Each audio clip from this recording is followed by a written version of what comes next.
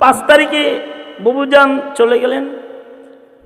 6 তারিখ সন্ধ্যার আগে 24 ঘন্টার ভেতরে টোটাল বাংলাদেশে যত ভাস্কর্য দাঁড়ায় ছিল সব শুয়ে পড়ল, দাফন হয়ে গেল, সব ভেঙে গেল। এমনকি কিছুদিন আগে গোপালগঞ্জে গেলাম, ওখানে শেখ সাহেব জেলা দরজায় দাঁড়িয়ে সালাম দিতেন সবসময়। ওখানে দুই পাশে শেখ সাহেব এরকম আছে, সালাম, সুস্বাগতম গোপালগঞ্জ, আসুন, সালাম দিতেন। সেদিন গেলাম গোপালগঞ্জ, দেখলাম শেখ সাহেবের মাথা নাই। মানে এই গোপালগঞ্জের ঢোকার যে মেন ফটক, এখানে শেখ মুজিবুর রহমান তো আছে, কিন্তু ওনার মাথাটা নাই। এখন কথা হলো, কে ভাঙলো এই মাথা? অথবা সারা বাংলাদেশের মূর্তিগুলোকে কে সরিয়ে দিল? এই মূর্তিগুলো তো মামুনুল হক ভেঙ্গে তারপরে ওগুলোকে বুড়িগঙ্গায় ফেলে নাই।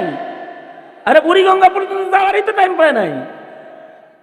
অথবা পীর সাহেব চরমনাই ফয়জুল করিম, রেজাউল করিম সাহেব এই মূর্তি ভাঙে নাই। অথবা হেফাজতে ইসলাম বাংলাদেশের আমির মুহিবুল্লাহ বাবুনগরীও ভাঙে নাই, তাদের কর্মীরা কেউ ভাঙলো না, হেফাজতের কর্মীরাও ভাঙে নাই। কোন মাদ্রাসার মুহতামিম, কোন মসজিদের ইমাম অথবা কোন মাদ্রাসার ছাত্ররা এই মূর্তির গায়ে টোকাও দেয় নাই, টাচ করে নাই।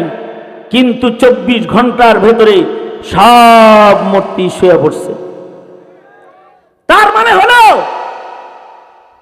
বাংলাদেশের মাটিতে ইমানদারের ঘরে এমন তাওহীদবাদী মুমিনরা স্কুল, কলেজ, রাস্তাঘাট, শ্রম এরিয়ার ভেতরেও বিদ্যমান আছে, যারা তাওহীদ রক্ষা করার জন্য আলেম ওলামার নির্দেশের অপেক্ষা করে না, কোন দলের কর্মসূচির অপেক্ষা করে না, তাওহীদ রক্ষা করার জন্য আর মূর্তি গুড়ায় দেওয়ার জন্য তাদের ব্যক্তিগত সিদ্ধান্ত যথেষ্ট হয়ে যায়।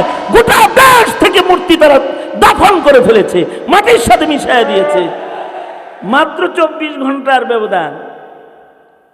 সুতরাং যারা ইসলাম বিদ্বেষী স্বপ্ন দেখো, ইসলামকে যারা অপছন্দ করো, তারা এগুলোর থেকে শিক্ষা গ্রহণ করো। নাস্তিকদের হাউমাউ আর নাস্তিকদের হইচই দেখে এইটা কল্পনা করবে না, দেশটাই বুঝি নাস্তিকের হয়ে গেছে। এ দেশ আগেও ছিল মুসলমানের দেশ, এখনো আছে শাহজালালের দেশ, শেখুল হিন্দের দেশ, শেখুল হাদিস আল্লামা আজিজুল হক রহমতুল্লাহের দেশ। এই দেশ অলি বুজুর্গদের দেশ, দাওয়াত ও তাবলীগের দেশ, আগেও ছিল, এখনো আছে। কেউ ইসলাম নিয়ে চক্রান্ত করলে তাকে হয়তো দিল্লি, নয়তো ওয়াশিংটন, অথবা কোনো দাদার কদমে যেয়ে থাকতে হবে, মুসলমানের মাটিতে জায়গা পাবে না। সুতরাং এটি একটা বুঝ, এই যে ইমানি একটা বুঝ, এই বুঝটা মুসলমানের হৃদয়ে সবার ভেতরে থাকাই তো দরকার। যদি সবার ভেতরে থাকতো, তাহলে ভাস্কর্যের বিরুদ্ধে কথা বলার কারণে মামুনুল হককে মামলা দেওয়া সম্ভব হতো না, গ্রেফতার করা সম্ভব হতো না। যদি সবার এই দিনই বুঝ থাকতো, তাহলে নাস্তিকরা সংসদের চেয়ারে বসে আলেমদের উপরে অত্যাচার করতে পারতো না। সবার যদি এই বুঝগুলা থাকতো, এই বুঝগুলা তো ইমানি বুঝগুলা তো প্রতিটা মুমিনের দরকার। ইমানি শিক্ষা, ইমানি চেতনাবোধ প্রজন্মের প্রত্যেকটা মুসলমানদের শিক্ষা দিতে লাগবে সহি একটা তালিম। সেটা হলো ইলমে দ্বীনের তালিম। যে ইলমে দ্বীনের দ্বারা সে ফিতনা চিনতে পাবে, জমিনে ইসলাম বিদ্বেষী শক্তিকে সে চিনতে পাবে, সে কাদিয়ানীকে চিনবে, নাস্তিককে চিনবে, ইহুদ নাসারাকে চিনবে। তার ঈমান, তার ইসলাম বাঁচায় চলার জন্য সে যোগ্যতা অর্জন করবে। তখন ফিতনার সাগরও যদি বয়ে যায়, তার ইমানি শক্তি দিয়া সাঁতরায়া সে তীরে চলে যাবে, সে নাজাত পেয়ে যাবে, মুক্তি পেয়ে যাবে। এ কারণে প্রতিটা অভিভাবকের জিম্মাদারি সন্তানদেরকে ফিতনা থেকে বাঁচাইতে প্রজন্মের প্রত্যেকটা সন্তানকে আমরা দ্বীন শিক্ষা দিব ইনশাআল্লাহ বলেন। সেই দ্বীন শিক্ষার একটি ভূমিকা পালন করে ইবতেদায়ী মাদ্রাসাগুলো, নুরানি মাদ্রাসাগুলো, হেফজখানাগুলো, এগুলো এই ভূমিকা পালন করে। হ্যাঁ, এখনো পৌঁছে নেই, তাড়াতাড়ি নিয়ে এসেন। সুতরাং সন্তানদেরকে মক্তব শিক্ষা নিশ্চিত করুন। মক্তবের শিক্ষা, সকালবেলার সবাহি মক্তবগুলো বন্ধ। অভিভাবকরা তাদের সন্তানকে ইমানি শিক্ষা নিশ্চিত করুন ইনশাআল্লাহ বলেন। কারা কারা এই দায়িত্ব গ্রহণ করলেন? বুঝেন নাই? এই মাইকেল আওয়াজ বাড়া, বেটা ইকো বন্ধ করে দিয়ে আওয়াজ বাড়া, জম বাড়ান বাড়া, শুনে না তো? হ্যাঁ, দোনো হাত তোলেন, বলেন ইয়া আল্লাহ, ওয়াদা করিতেছি আমরা আমাদের বাচ্চাদেরকে কোরআন শিক্ষা দেওয়ার বিষয়ে নিশ্চয়তা আনব ইনশাআল্লাহ। ভালো করে কথা করেন, আবার হাত নামা, একেবারে মাধ্যম ধরে। হ্যাঁ, এটা তো বাচ্চাদের বিষয় গেল। আর বুড়াদের বিষয়, বুড়াদের বিষয়, যুবকদের বিষয়, যুবকদের বিষয়ে তবলিগে যাও, কমাস কম ফিতনা চিনতে পারবা। তবে তবলিগটা যদি সাদিয়ানিগুলোকে করো তাইলে ফিতনা নিজে করবা, কারণ তখন তুমি টুপিওয়ালা নামাজি মাইরা গাজী হওয়ার ধান্দা করবা।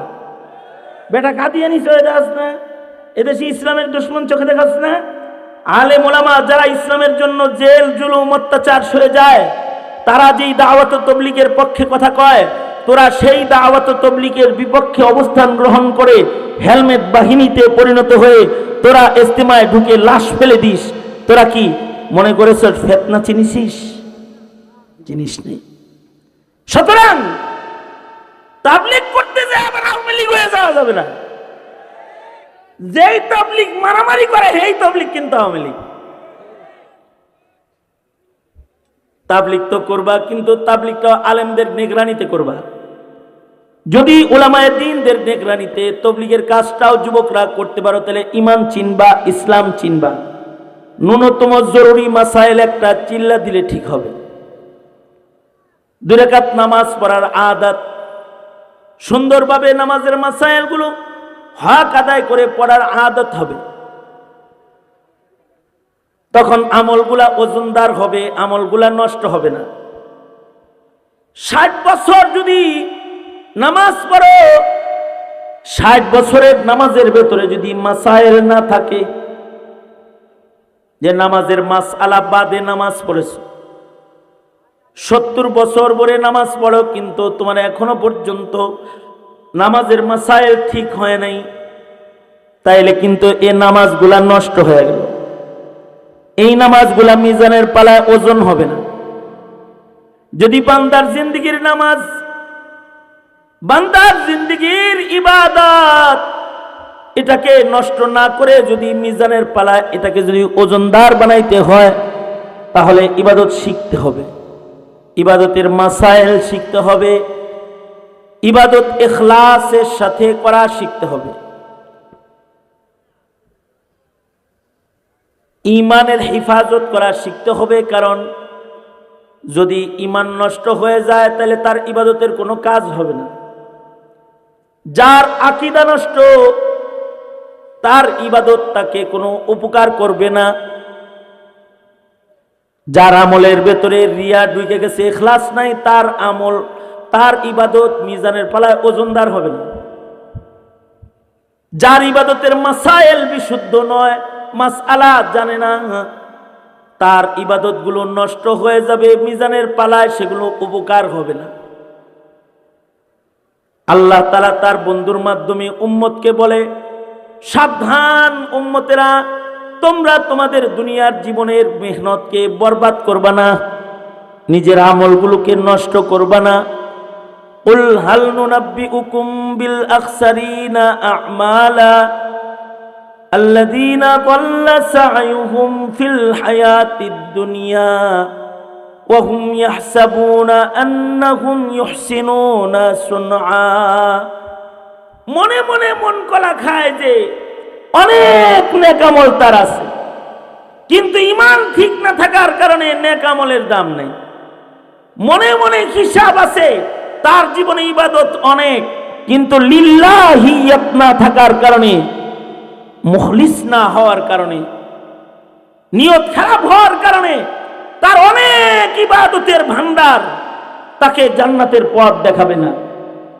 অথবা সে তো হিসাব করতেছে আমি 5 ওয়াক্ত নামাজ পড়ি, নামাজ ভঙ্গের কারণে সে জানে না, ওযু ভাঙ্গার কারণে সে জানে না, ওযু কেমনে করতে হয় তাও জানে না, নামাজ কেমনে পড়তে হয় তাও জানে না, তো তার নামাজ তাকে কোনো উপকার দিবে না। সঙ্গত কারণেই নামাজ শিখার দরকার, সঙ্গত কারণেই ইবাদতও শিখতে হয়। ইবাদত করার আগে ইবাদত শিখতে হয়। ইবাদত শিখবা কোন জায়গায়? ইবাদত শিখার জায়গা হলো দাওয়াত ও তাবলীগ। একটা চিল্লাও যদি কোনো যুবক লাগায়, তাহলে তার 2 রাকাত নামাজ ঠিক হয়ে যাবে, তার আজান, তার ইকামত, তার কালেমা, তার আদিয়ে মাসুরা, সুন্নত দোয়াগুলো ঠিক হয়ে যাবে, তাসবিহাতগুলো আদায় করার বিশুদ্ধ তরিকা তার ভেতরে এসে যাবে, কাইফিয়াতে সালাত, নামাজের উত্তম সুন্নতের গঠন তার ঠিক হয়ে যাবে। এমনকি নিয়ত, ইখলাস এটাও ঠিক হয়ে যাবে, মাসায়েল জানবে, তো তার এই সব ঠিক হয়ে যাবে।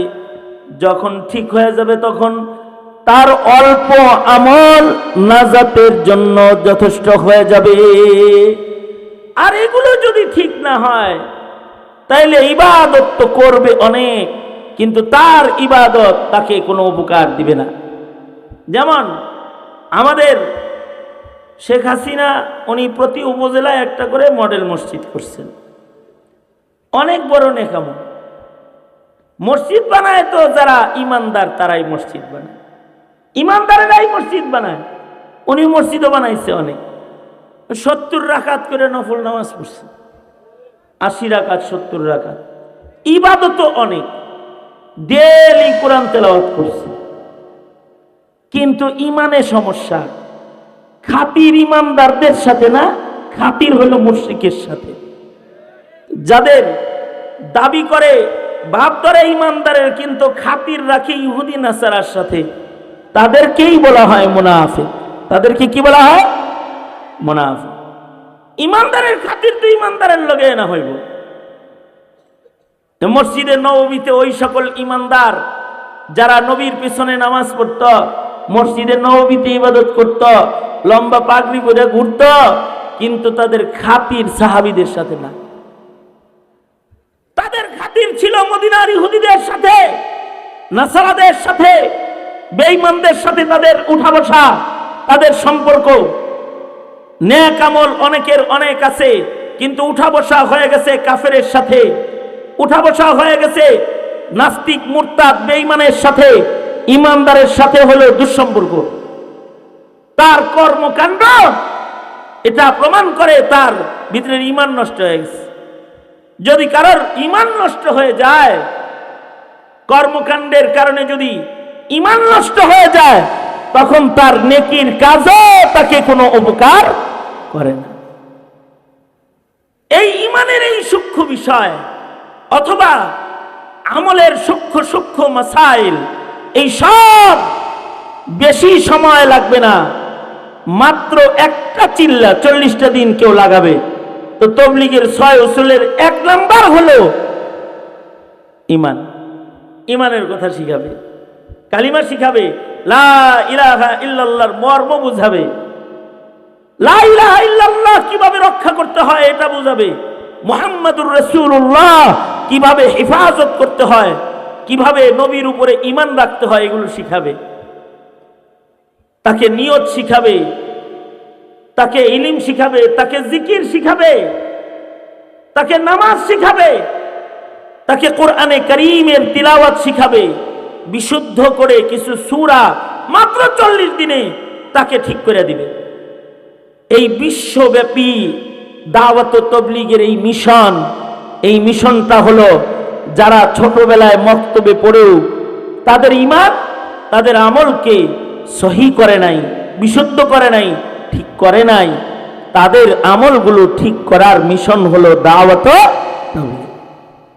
সুতরাং দাওয়াত ও তাবলীগের মেহনতের সাথে আমাদের সকলের সম্পর্ক রাখতে হবে, ঠিক কিনা? কারা কারা চিল্লা লাগাইবা?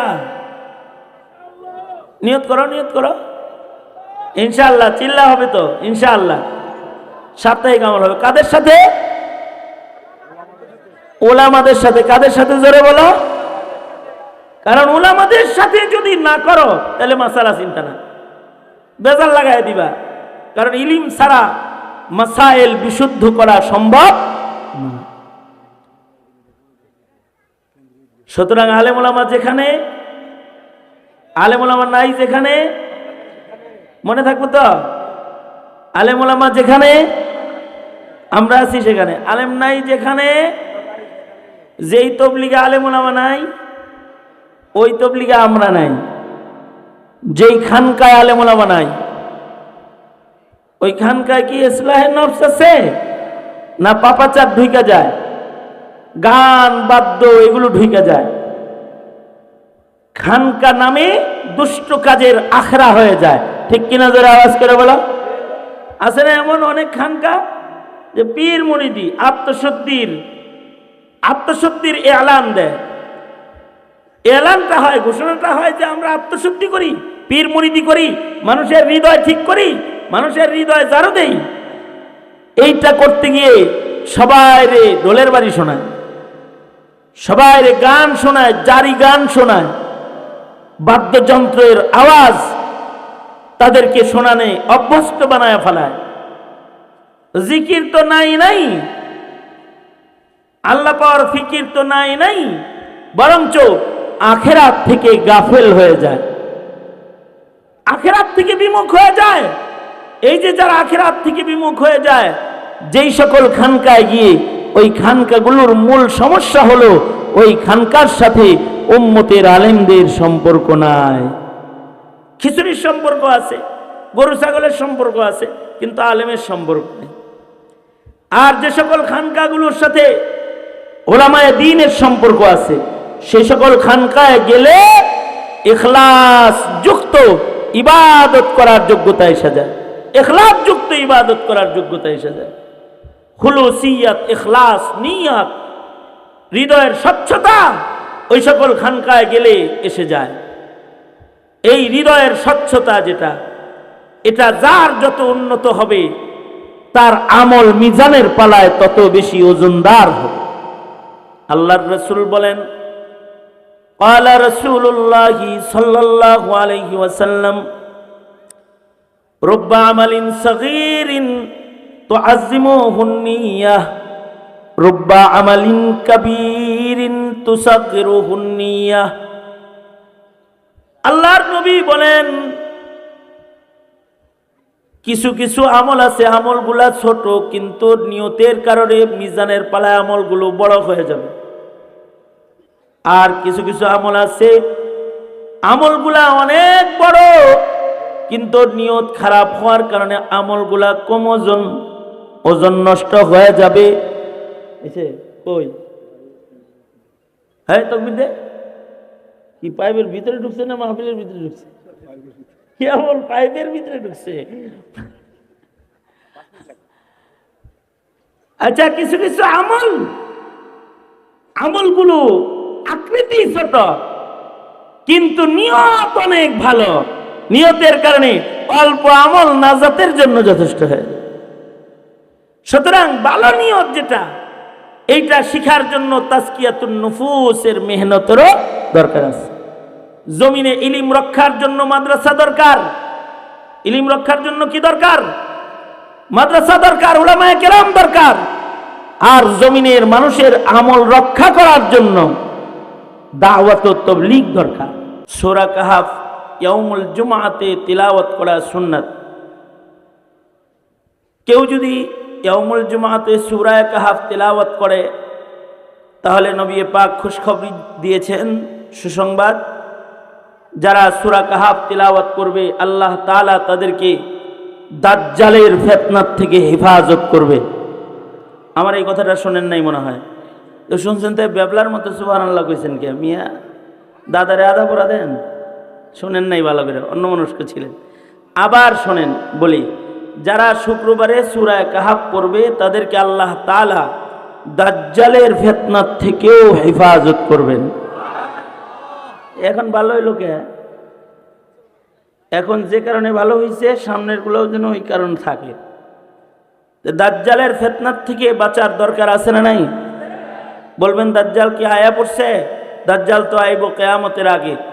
দাজ্জালের ফিতনা যেহেতু ভয়ঙ্কর ফিতনা, এটার জন্য আল্লাহর রাসূল সাল্লাল্লাহু আলাইহি ওয়াসাল্লাম আরো ১৫০০ বছর আগে আল্লাহর রাসূল দোয়া করতেন, নিয়মিত দোয়া করতেন। নবীজি দোয়া করতেন, আয় আল্লাহ, আমি আপনার কাছে দাজ্জালের ফিতনার থেকে পানাহ চাই। নবীজি এই দোয়া করেছেন এবং উম্মতকে নবীজি দোয়া শিক্ষা দিয়েছেন যে ফিতনায়ে দাজ্জাল থেকে আল্লাহর কাছে পানাহ চাও। কারণ দাজ্জাল ভয়ঙ্কর ফিতনা, দাজ্জাল অনেক ভয়ঙ্কর ফিতনা। এক হাতে থাকবে জান্নাত, আর এক হাতে থাকবে দোজখ। এক হাতে পানি, এক হাতে আগুন। তার কাছ থেকে যে পানি পান করবে সে দোজখে পড়ে যাবে, তার আগুনকে যে ভয় পাবে না, ঈমানের উপরে অটল থাকবে, মানুষ দেখবে সে আগুনে পড়েছে কিন্তু সে আল্লাহর জান্নাতে প্রবেশ করবে। জোরে আওয়াজ করে বলেন সুবহানাল্লাহ। দেখা যাবে যে আগুনে পড়তেছে কিন্তু কই যাইতেছে? কই যাইতেছে? আর দেখা যাইতেছে যে জান্নাতে যাইতেছে, পানি খাইতেছে, যাইব কই? জাহান্নামে। এমনকি দাজ্জাল মানুষকে কতল করবে, কতলের পরে আবার সেই মানুষটাকে জীবিত করবে। এমনকি যাদের আব্বা আম্মার ইন্তেকাল হয়ে গেছে 10 বছর আগে, তাদেরকে গিয়ে বলবে, এই মা বাপ দেহস না কতদিন হয়েছে রে? 10 বছরের কম না, 20 বছরের কম না। মা বাপ দেখতে মনে চায়? হ্যাঁ, দেখতে তো মনে চাবেই। মা বাবা কার না দেখতে মনে না চায়? দাজ্জাল এত ভয়ঙ্কর ফিতনা যে সন্তানের 10 বছর 20 বছর আগের মরে যাওয়া আব্বা আম্মাকে জিয়ারত করাবে। অর্থাৎ ইবলিস শয়তান সন্তানের সামনে দাজ্জালের নির্দেশে তার পিতামাতার আকৃতি ধরে উপস্থিত হয়ে যাবে। তার মানে হলো ইবলিস শয়তানও দাজ্জালের অনুগত হবে।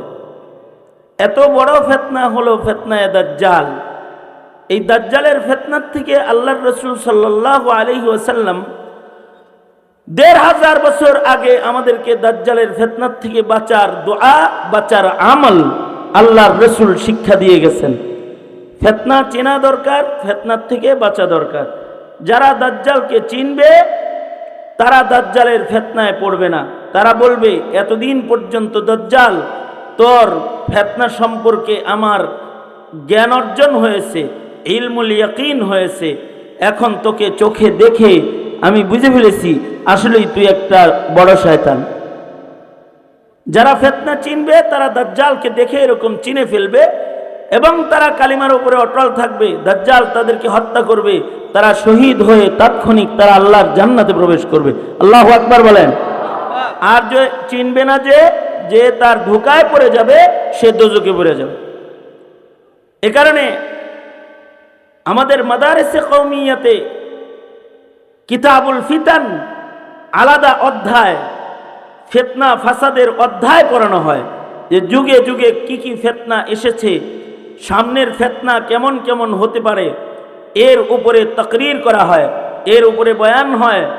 কিতাবুল ফিতান পড়ায় প্রজন্মের মানুষদেরকে ফিতনার ব্যাপারে সতর্ক করা হয়।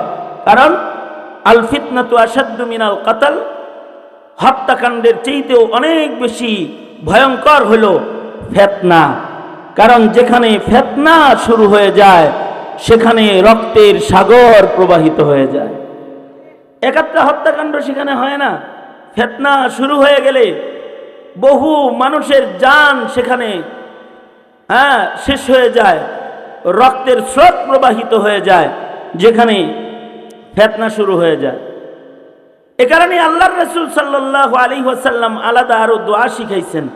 আমার সাথে পড়েন, আল্লাহুম্মা, আরো জোরে বলেন, আল্লাহুম্মা ইন্না নাউযু বিকা মিনাল ফিতান মা যাহারা মিনহা ওয়া মা বাতান। ইয়া আল্লাহ, আমি আপনার কাছে প্রকাশ্য, গোপনীয়, চেনা যায় না এমন সব ফিতনার থেকে আপনার কাছে পানাহ চাই। আল্লাহুম্মা, জোরে আওয়াজ করে বলেন, আল্লাহুম্মা ইন্না নাউযু বিকা মিনাল ফিতান মা যাহারা মিনহা ওয়া মা বাতান। এই ফিতনার থেকে বাঁচার জন্য আল্লাহর রাসূলের কাছে সাহাবায়ে কেরাম দোয়া শিখছেন, সাহাবায়ে কেরাম দোয়া করছেন। কিয়ামত পর্যন্ত মানুষ ফিতনার থেকে বাঁচার দোয়া করবে, কারণ ফিতনায় পড়ে গেলে ঈমান আমল সব নষ্ট হয়ে যায়। ফিতনায় পড়ে গেলে, ফিতনা যারা চিনে না তারা বিপদে পড়ে যায়, তাদের দুনিয়াও বরবাদ হয়ে যায়, আখিরাতও বরবাদ হয়ে যায়। যেমন আওয়ামী লীগ একটা ফিতনার নাম। আওয়ামী লীগ এটা কি? শেখ হাসিনা আর একটা ফিতনার নাম, ফিতনা। যারা চিনে নাই তারা বিপদে পড়ে গেছে। সালমান এফ রহমান দুনিয়ার কত কিছু চিনছে, কিন্তু হাসিনা চিনে নাই, আপাতত জেলখানায় আছে।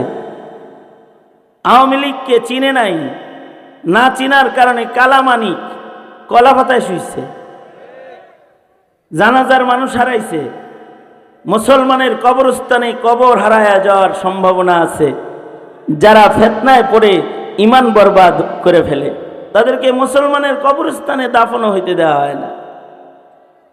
ফিতনায় পড়লে সমস্যা আছে, কিন্তু যারা ফিতনা চিনে তারা মরেও অমর হয়ে যায়। যেমন আবু সাঈদ মরে গেছে, কিন্তু ফিতনা চিনা মরছে, এ কারণে তার নাম অমর হয়ে গেছে। মুগ্ধ ফিতনা চিনে জীবন দিয়ে দিয়েছে, ফিতনার কাছে মাথা নত করে নাই, মরে গেছে, কিন্তু জাতিকে মুগ্ধ করে দিয়ে গেছে। কি ঠিক না বে ঠিক? যারা আওয়াজ করে বলেন ঠিক না? ফিতনা চিনলেও এবং ফিতনার মোকাবেলা কেউ করলে সে মরে না, সে অমর হয়ে যায়, সে স্মরণীয় হয়ে যায়।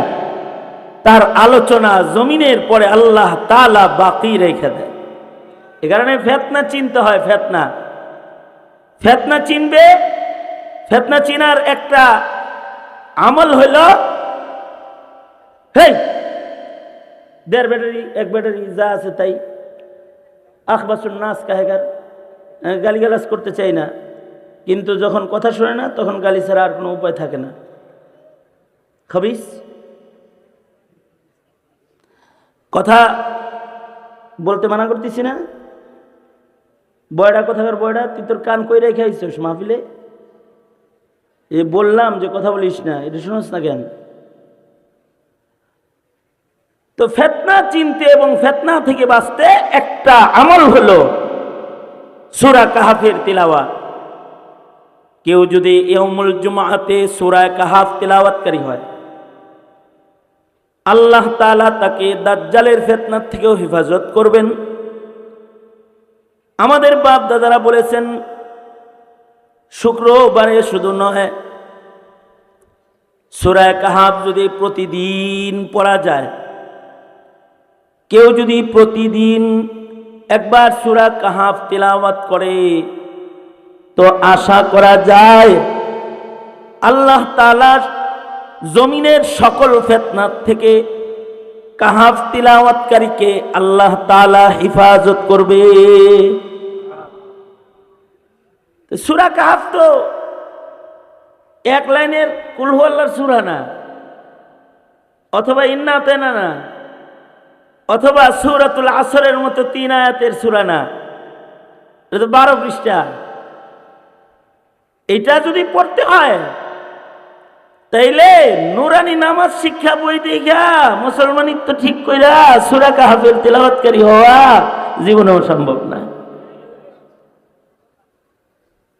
নুরানি নামাজ শিক্ষা বইয়ের মুসলমানই সে শিখছে, এই ছাড়া তার আর কোনো ধন নাই, তো তার ফিতনা চেনার যোগ্যতা তার হয় না। প্রকাশ্য ফিতনাকেও সে চিনে না। যেমন রিমান্ডে আমাকে এক পুলিশ, মগা পুলিশ একটা আছে, সেটা জিজ্ঞাসা আমারে, হুজুর কাদিয়ানীদের সাথে একটু মিলমিশ করে চলা যায় না? আবার তার জিজ্ঞাসা ছিল আমার কাছে, হুজুর কাদিয়ানীরা কি আসলেই কাফের? তার মানে কতটুকুন মগা হইলে কাদিয়ানী কাফের এটা জানে না, অথচ নামে মুসলমান নাম বুকের উপরে লেখা আছে। প্রকাশ্য ফিতনাও সে চিনে না। বহু এমপি মন্ত্রী আছে, নাস্তিক্যবাদ ফিতনাকে তারা চিনে না। আরে খোদ শেখ হাসিনা যদি নাস্তিক্যবাদকে চিনত, তাহলে নাস্তিকদেরকে এমপি বানায়, আলেমদেরকে জেলখানার ভেতরে আটকায় এমন অত্যাচার করার মতো হিম্মত সে করত না। সে নিজেও ইনুরে চিনে না, শাহরিয়ার রে চিনে না, মুরগিসর রে চিনে না, ফিতনা ফাত্তান যারা তাদেরকে চিনে না। ফিতনা চিনার জন্য ইলম লাগে। কি লাগে? ইলম লাগে। এ কারণেই তলাবুল ইলমি ফরিদাতুন আলা কুল্লি মুসলিম, সকল মুসলমানের উপরে অতটুকুন ইলম শিক্ষা করা ফরজ, যা দিয়ে ফিতনা চিনা যায়, ঈমান বাঁচানো যায়, আমল বাঁচানো যায়। ঠিক না বে? ঠিক ধরে বলেন। অতটুকুন ইলম সবাই শিখা কি ফরজে আইন, অতটুকুন শিখতেই হবে। আর যদি অতটুকুনের পাশাপাশি আর একটু বেশি ইলম শিখে যে সূরা কাহাফ পড়তে পারে, সকালবেলায় সূরা ইয়াসিন পড়তে পারে, সন্ধ্যাবেলায় সূরা ওয়াকিআ তিলাওয়াত করতে পারে, ঘুমের আগে সূরা মুলক পড়তে পারে, শেষ রাত্রিতে সূরা রহমান, সূরাতুর রহমান পড়তে পারে, মাঝে মাঝে নামাজে দাঁড়ায় লম্বা কেরাত পড়তে পারে। যদি এতটুকুন তিলাওয়াতকারী কেউ হয়ে যায়, তাহলে তাকে তো আল্লাহ তাআলা দাজ্জালের ফিতনা থেকে হিফাজত করবে। হাসিনারে বহু সচিব চিনে নাই, বহু শিক্ষিত চিনে নাই, বহু সরকারি বড় পদে বসা অফিসার চিনে নাই, কিন্তু যারা সূরা কাহাফ পড়ে তারা চিনছে, আলেমরা চিনছে, তলবে ইলমরা চিনছে। তারা রক্ত দিয়েছে কিন্তু হাসিনার পক্ষ নেয় নাই। শাপলা চত্বরে পাখির মতো গুলি করে তাদের মারছে, কিন্তু তারা মাথা নত করে নাই। মোদি বিরোধী আন্দোলনে তাদেরকে রাস্তায় শহীদ করেছে, জেল জুলুম অত্যাচার যা করা মানে কল্পনায় আসে না, তার চেয়ে বেশি অত্যাচার করেছে, কিন্তু এই আলেমরা মাথা নত করে নাই। কারণ এটা যে ফিতনা, এটা যে দিল্লি, এটা ঢাকা না, এটা চিনছে। হ্যাঁ, আলেমদের সান্নিধ্যে মুক্তিযোদ্ধার সন্তানদের একটা গ্রুপও চিনছে। তারা চিনা লাইছে যে আসি ঢাকায়, কিন্তু ঢাকায়ও দিল্লি বয়ে রয়েছে। একটা ফিতনার কারণে তখন স্লোগান তুলেছে, দিল্লি না ঢাকা। এটা কি দিল্লি না ঢাকা? এই জোরে বলো না কেন, কি এটা? হ্যাঁ, ঢাকা। কিন্তু কিছু কিছু আছে, এরা ঢাকাকে মনে করতো যে এটা দিল্লি। ঠিক একাধজনে বললি কেন, ঢাকারে তারা দিল্লি মনে করত। কিন্তু যারা ফিতনা চিনে তারা বলেছে এক সাগর রক্তের বিনিময়েও ঢাকাকে দিল্লি হতে দেব না, দিল্লিওয়ালাকে ঢাকায় থাকতে দেব না। তারা শপথ করেছে। তারা যখন শপথ করেছে তখন কিন্তু দুলহান বনে চলে গেছে, কিন্তু দিল্লির লোক দিল্লিতে চলে গেছে, কোথাও জায়গা পায় নাই, দিল্লিতে জায়গা হয়ে গেছে। এই যে ফিতনা, এই ফিতনা চিনতে হয়। যারা ফিতনা চিনে তারা ফিতনা থেকে বাঁচতে পারে, আর যারা ফিতনাকে চিনে না তারা ফিতনায় পড়ে যায়। ফিতনার থেকে বাঁচার একটা গুরুত্বপূর্ণ আমল হলো সূরা কাহাফের তিলাওয়াত। সুতরাং নিজের সন্তানদেরকে এই পরিমাণ কোরআনে কারীম তালিম প্রদান করা অভিভাবকদের দায়িত্ব, যাতে করে প্রত্যেকটা সন্তান ফিতনার জমানায় সূরা কাহাফ পড়তে পারে এবং তারা ফিতনার থেকে বাঁচতে পারে। কিন্তু আমরা যতটা কোরআনের শিক্ষা সম্পর্কে গাফেল, 16টা বছর হয়ে গেছে আমাদের মক্তবগুলা বন্ধ হয়ে গেছে। কেজি স্কুল চালু হয়েছে, কিন্ডারগার্টেন চালু হয়েছে, আমাদের সন্তানরা সূরা কাহাফ দূরের কথা কালেমাও যে পারে না তাও আমরা বুঝি না। আমরা ভাবি না তারা যে সূরা ফাতিহাও পারে না, তারা তাশাহুদ পারে না, দোয়া মাসুরা পারে না, দরুদ শরীফ পারে না, কখনো এটা আমাদের ভাবনায় আসে না। এমন মুসলিম অভিভাবকত্ব কিন্তু অকল্যাণের। এমন অভিভাবক যারা হয় তাদের খানদান নষ্ট হয়ে যায়, তাদের খানদানের মধ্যে তখন মুসলিম তালাশ করে পাওয়া যায় না। খানদানের ভিতরে নাস্তিকতার ছড়াছড়ি আসে, কাদিয়ানি ঢুকে যায় খানদানে, খানদানের ভেতরে ইহুদ নাসারার অনুসারী ঢুকে যায়, মুসলিম পাওয়া মুশকিল।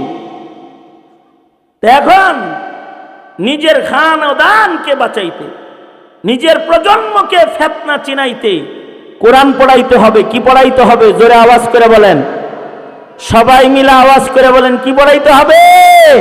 কোরআন। কতটুকুন পড়াইতে হবে? যতটুকুন পড়লে সূরা কাহাফও সে তিলাওয়াত করতে পারে।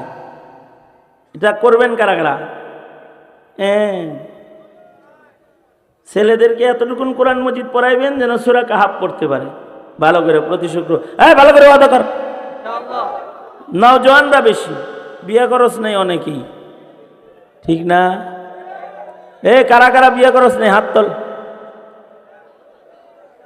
বিয়ে ছাড়া কারা কারা হাত তোল। বিয়ে করস নাই কে কে? তারা হাত তোল, 2 হাত তোল। এই সব বিয়ে ছাড়া আল্লাহ এদের ভালো নেককা টুকটুকা একটা বউ দিও, দোয়া করে দিলাম, ঠিক আছে? এটা আওয়াজ আমিন বেজরে কইছে না? আবার দোয়া করি, আল্লাহ তোমাকে যেন খালি দেখতে টসটসে সুন্দরী বউ না, নেককার, পরহেজগার, দিনদার, ইমানদার, আবেদা, সালেহা, কানেতা, জাহেদা বিবি আল্লাহ যেন তোমাকে দান করে। এই ফিরি ফিরি যে এই দোয়াটা করলাম ঠিক হয় নাই, ঠিক হয়েছে? ফিরি দিয়ে দিলাম যে দোয়াটা, খাওয়াইছিস বেটা, মোল্লার কাছ থেকে দোয়া নিতে খেলাই তো হয় না, খাওয়াবি কবে? বিয়ের দিন। সুতরাং নেককার বিবি লাগবে এবং বিবির সাথে মুআহাদা হবে, স্বামী স্ত্রীর অঙ্গীকার হবে এটা যে আমরা আমাদের সন্তানকে ডক্টর ইঞ্জিনিয়ার বানাই, অসুবিধা নাই, কিন্তু তাদেরকে সূরা কাহাফ পড়নেওয়ালা মুমিন বানাবো যাতে তারা দাজ্জালের ফিতনাও চিনতে পায়। কে? ঠিক না? এই অঙ্গীকার করাইবা। যারা বিয়ে করছেন তার হাত তুলতে করতেছি না, দেখো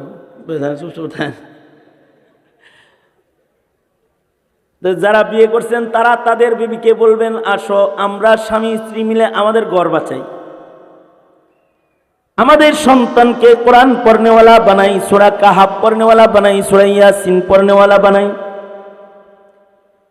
যদি বিশুদ্ধ কোরআনে কারীম তিলাওয়াত যদি সন্তান জানে, এই সন্তানগুলা ফিতনা মুক্ত থাকবে, এই সন্তানগুলা ঈমান চিনবে, ইসলাম চিনবে, দ্বীন চিনবে। মনে করো কি বাংলাদেশে বুঝি দ্বীন চিনা, ইসলাম চিনা, তাওহীদ চিনা, হক হক্কানিয়াত চিনা, স্বাধীনতার পক্ষের শক্তি বিপক্ষের শক্তি চিনার মানুষ নাই? এই কথা বলে না কেন? নাই নাই নাই নাই আছে যে, এটা তো 5 তারিখে টের পাওয়া গেছে। 5 তারিখ যেদিন বুবু না খেয়ে মন খারাপ করে উড়াল দিয়ে চলে গেল, ওই সময় টের পাওয়া গেছে যে ঈমান চিনার লোক বাংলাদেশে কি পরিমাণ আছে। আরো আশ্চর্য বিষয়, খুশি হয় এবং আগামীর খেলাফতের রাশেদার যুগের নকল খেলাফত আলা মিনহাজিন নবুওয়ার স্বপ্ন তখন দেখতে পাই আমরা, যখন দেখি তাকায়া যে দেশটাকে মূর্তিমুক্ত করতে কোনো মোল্লা লাগলো না।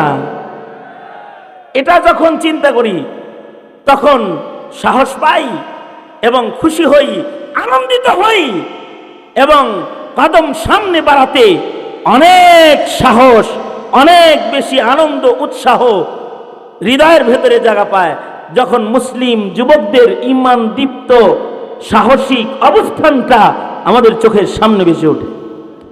তাআলা ইব্রাহিম ওয়া আলা আলি ইব্রাহিম ইন্নাকা হামিদুম মাজিদ।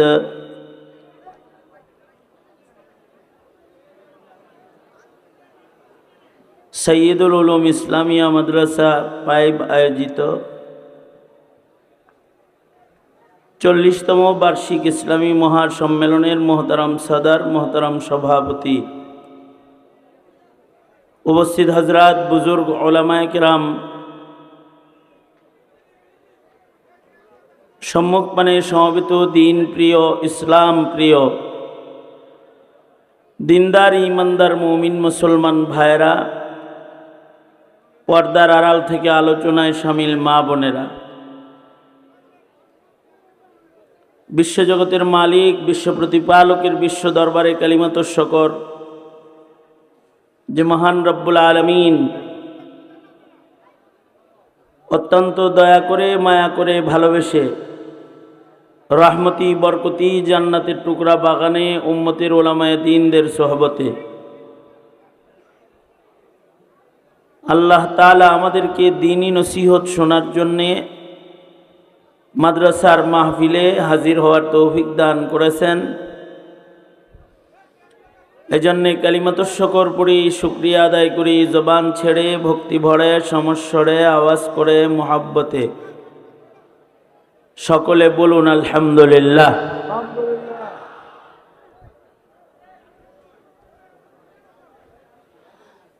জায়গা ছোট, মানুষের উপস্থিতি বেশি, এ কারণে যদি কমাস কম জবান বন্ধ না রাখা যায় সবাই, তাতে মাহফিলের পরিবেশ নষ্ট হয়ে যাবে।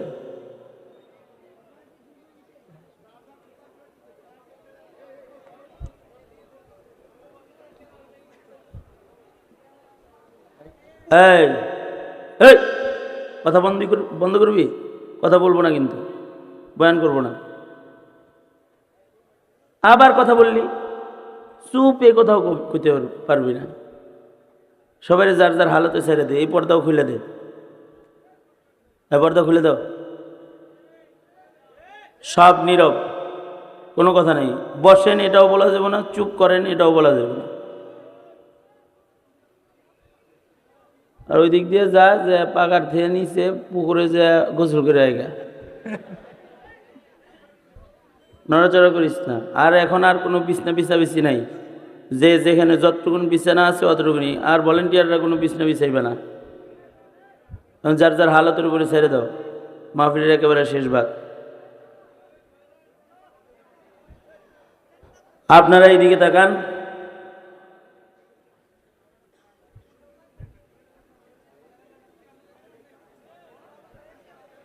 এই সার ভলেন্টিয়ার, ওখান থেকে সার, এই এই যা এখান থেকে, ওদিকে যা, এদিকে তোরা না গেলে পরে কথা বন্ধ দেবো না। আর কোনো ফাঁকা জায়গা নেই, এখন ইস্তেমার মাঠের মতো দূরে বয়ে থাকবে। ইস্তেমা যায় নাই কে এত দেরি? আজকে তো ইস্তেমা শুরু হয়ে গেছে, ঠিক না?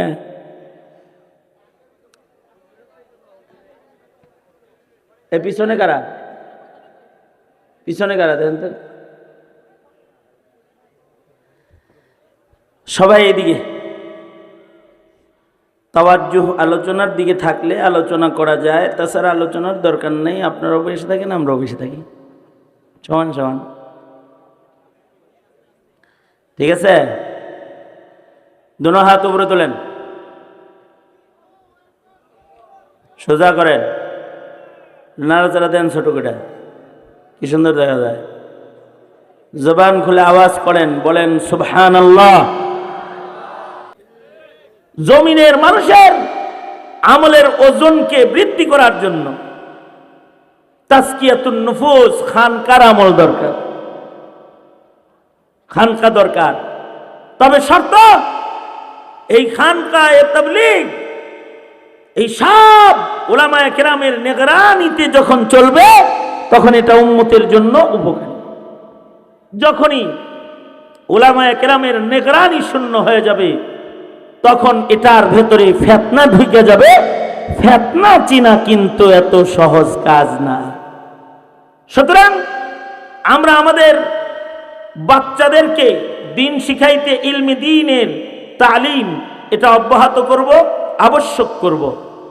যুব সমাজ, বয়োবৃদ্ধ যাদের আমলগুলো সমস্যা আছে, যে বিশুদ্ধ সেজদা পারে না, বিশুদ্ধ সূরা কালাম পড়তে পারে না, দোয়া পারে না, এদের এটা ঠিক করার জন্য দাওয়াত ও তাবলীগের মেহনতকে এলাকায় ওলামাদের নিগরানিতে চাঙ্গা করব।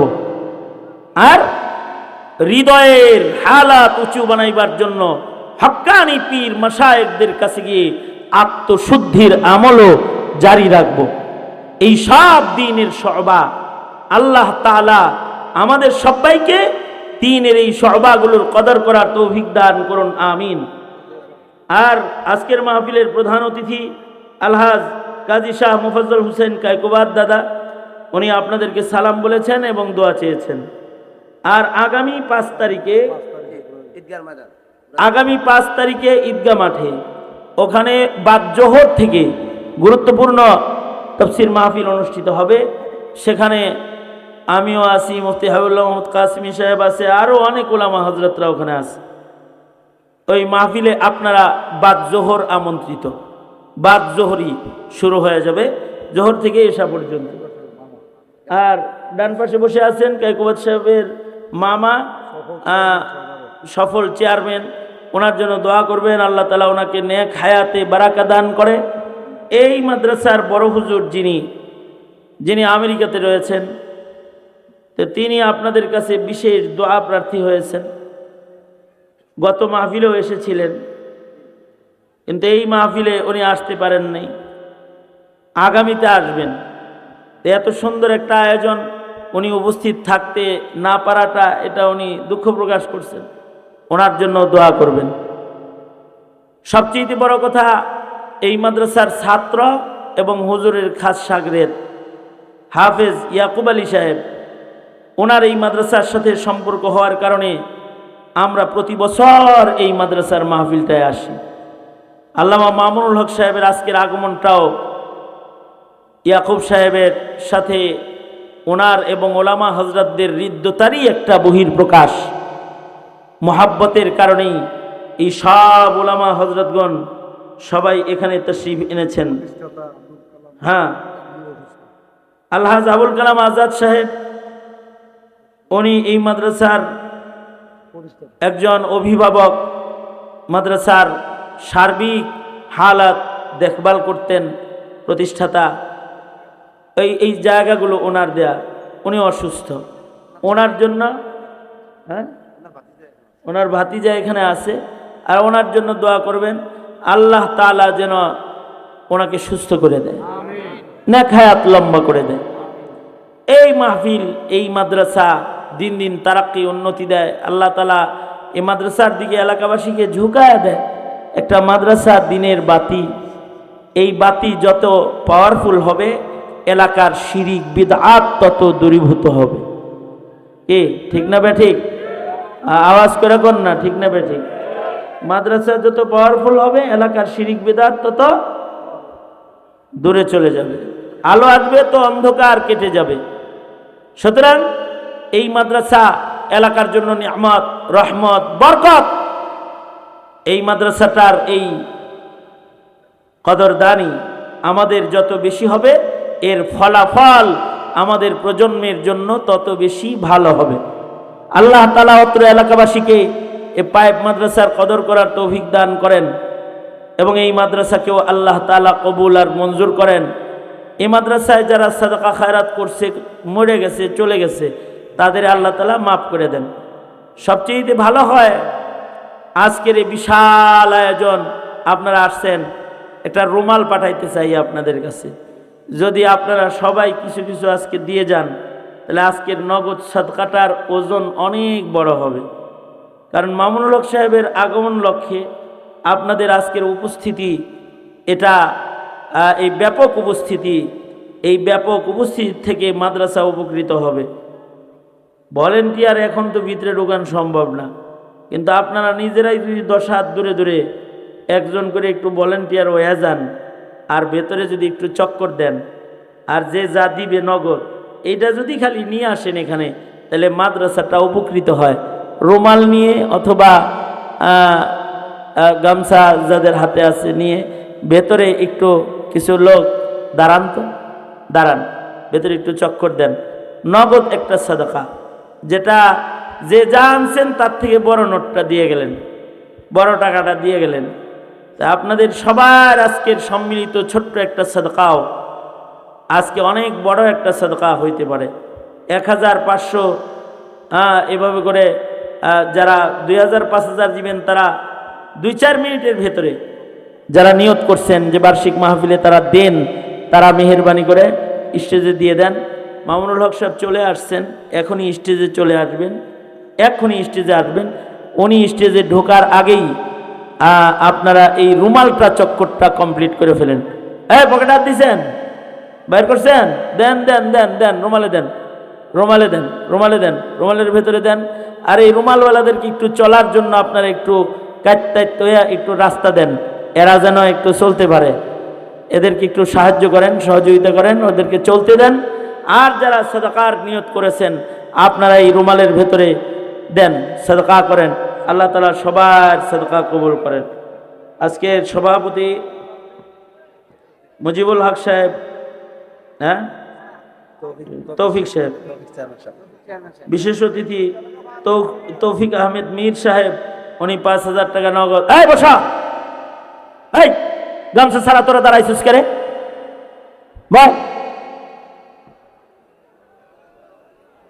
তকবীর লাগা, তকবীর তকবীর, নারায়ে তাকবীর।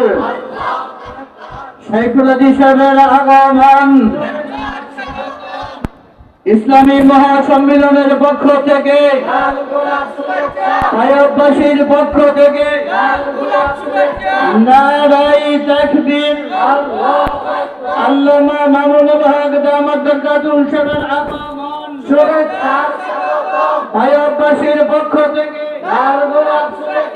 আয়াতবাসীর পক্ষ থেকে নারায়ে সুবহানাল্লাহ, আলহামদুলিল্লাহ, লা ইলাহা ইল্লাল্লাহ। উঁচু আওয়াজে অন্য আওয়াজকে পরাজিত করে, আল্লাহর নামের আওয়াজকে বিজয়ী করে সর্বোচ্চ আওয়াজে আল্লাহকে খুশি করার জন্য শয়তান তারাইবার নিয়ত করে জোরে করে ধ্বনি দেন আল্লাহু আকবার। আরো জোরে আল্লাহু আকবার, আল্লাহু আকবার। হাত নামান, আবার হাত তোলেন, আবার নামান, এক হাত তোলেন, নামান। এই যেমন আমার দিকে ছিলেন এরকম আমার দিকে থাকেন, কারণ এই কথার চাইতে গুরুত্বপূর্ণ কথা যেগুলো এখন বলতেছি সেগুলো। হাত নাড়াচাড়া ওটা নামা এগুলোর চাইতে ওইগুলোর দাম বেশি, তাই না? তো এই দিকে খেয়াল করেন। আজকের মাহফিলের মধ্যমণি শেখুল হাদিস ইবনে শেখুল হাদিস আল্লামা মামুনুল হক দামাত বারকাতুহুমুল আলিয়া আরও 2 ঘন্টা আগেই আমাদের মাঝে তাশরীফ এনেছেন। খুব তাড়াতাড়ি হযরত স্টেজে চলে আসবেন। উনি আসার পূর্ব পর্যন্ত সময়ে অল্প করে কিছু কথা আপনাদের কানে পৌঁছাইবার ইরাদায় আমি আপনাদের সামনে সূরাতুল কাহফের 103, 104 নম্বর আয়াত তেলাওয়াত করেছি। পাশাপাশি নবীজির হাদিস আপনাদের সামনে পেশ করেছি। এইগুলোকে সামনে করে কিছু কথা আপনাদের সামনে বলবার ইরাদা রাখি। আল্লাহ তাআলা কিছু উপকারী কথা আপনাদের কানে পৌঁছানোর তৌফিক দান করুন। আপনারা জবান খুলে দোয়া করে আওয়াজ করে বলুন আমিন। মোহতারাম হাজিরিন, কোরআনে কারীমের একটি গুরুত্বপূর্ণ সূরা সূরাতুল কাহফ। সূরা কাহফ এটা